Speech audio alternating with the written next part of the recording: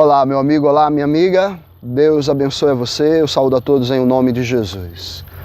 Eu gostaria de falar hoje para responder a alguns irmãos que me perguntaram como fica a nossa vida nesses dias atuais em que não estamos nos reunindo.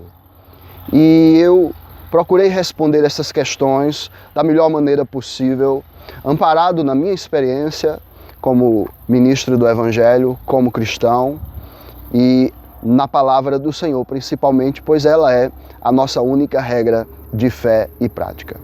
Eu me lembro de um certo momento na vida do Senhor Jesus Cristo em que ele estava na casa de um fariseu e ali estava sendo hostilizado e ele era muito claro, muito direto com aquele fariseu e alguns se levantaram e ofendidos disseram: mestre, assim o Senhor nos ofende.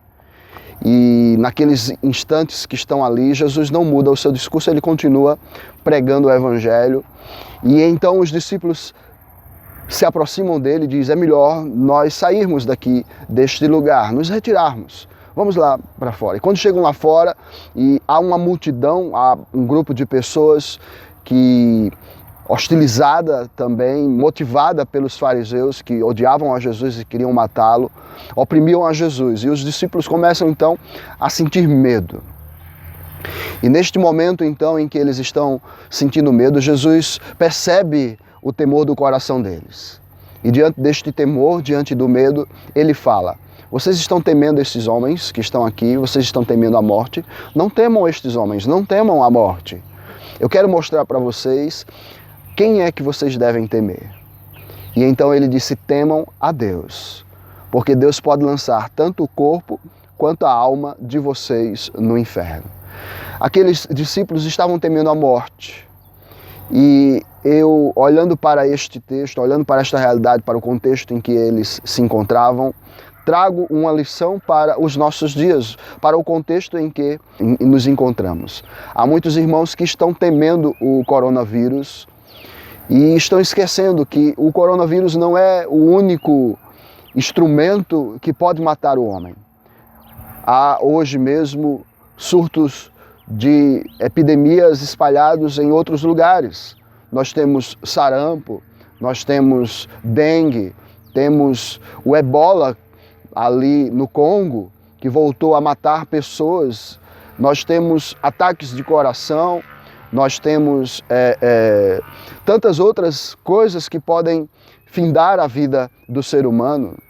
E essas coisas nunca deveriam nos parar, nunca deveriam nos aterrorizar, porque elas podem tirar a nossa vida física, mas não podem matar a nossa alma. Deus pode matar a nossa alma, Ele pode lançar a nossa alma no lago de fogo e enxofre, num lugar definitivamente horrível, num lugar eterno, num lugar de juízo. E foi o próprio Jesus quem falou do inferno, desta realidade. E diante disso, diante da realidade do coronavírus, eu quero dizer para você que melhor é morrer do que deixar de cultuar a Deus. E nós não podemos deixar de cultuar a Deus. E estas realidades online, lives, certo? E pastorais que transmitimos via o YouTube, WhatsApp, Instagram ou qualquer outro instrumento, não substituirão jamais o culto. Aonde a igreja se reúne, aonde o povo está congregado e louva e glorifica ao Senhor. É por isso que eu não aceito esse conceito de culto online.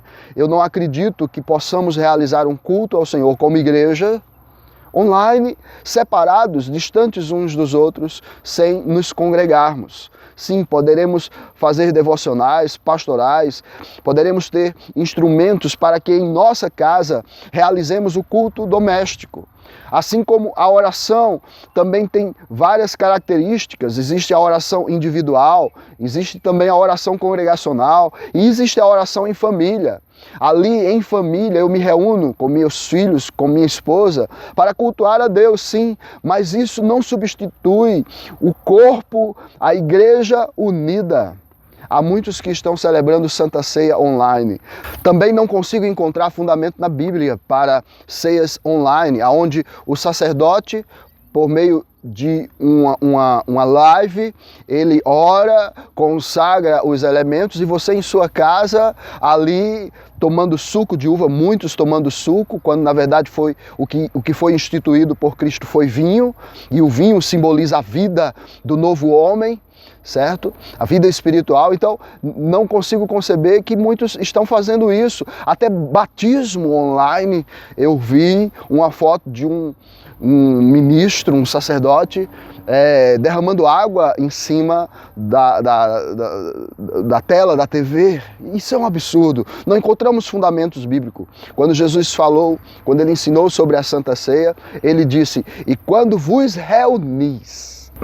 Então, um dos princípios muito claros para a Santa Ceia é a reunião do corpo de Cristo.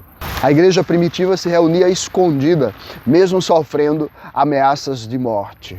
Ali estavam os irmãos em Jerusalém, em obediência ao Senhor, reunidos, quando veio sobre eles um vento tempestuoso, inundou aquele lugar e todos passaram a falar em línguas, e assim nós vimos o poder do Espírito Santo enchendo aqueles irmãos que, mesmo sendo perseguidos e mesmo sofrendo ameaças de morte, continuaram louvando e se reunindo ao Senhor.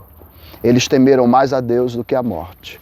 Nós devemos temer mais a Deus do que a morte, porque mais preciosa é a palavra do Senhor, o Evangelho, do que a nossa própria vida. Então, nós percebemos que há muitas vozes, mas é a palavra de Deus que devemos ouvir. Nunca podemos deixar de cultuar. Não haverá um novo normal. A igreja deverá continuar firme. A igreja passou pela peste negra e ela sobreviveu firme, comprometida com o Senhor. A igreja de Cristo Jesus, ela deve olhar para todas essas realidades e procurar um meio de se reunir, de cultuar a Deus. Não é o governador, não é o presidente da República que determina os passos da igreja. E devemos nos lembrar que as portas do inferno não prevalecerão contra o avanço da igreja. A igreja deve continuar avançando. Nós devemos continuar unidos. Nós devemos combater o bom combate. Nós devemos firmar nossa vida na palavra de Cristo Jesus. É isso que eu gostaria, é isso que eu quero dizer para você. É melhor morrer do que deixar de cultuar a Deus. Devemos procurar uma solução para esses dias. É isso o que devemos fazer.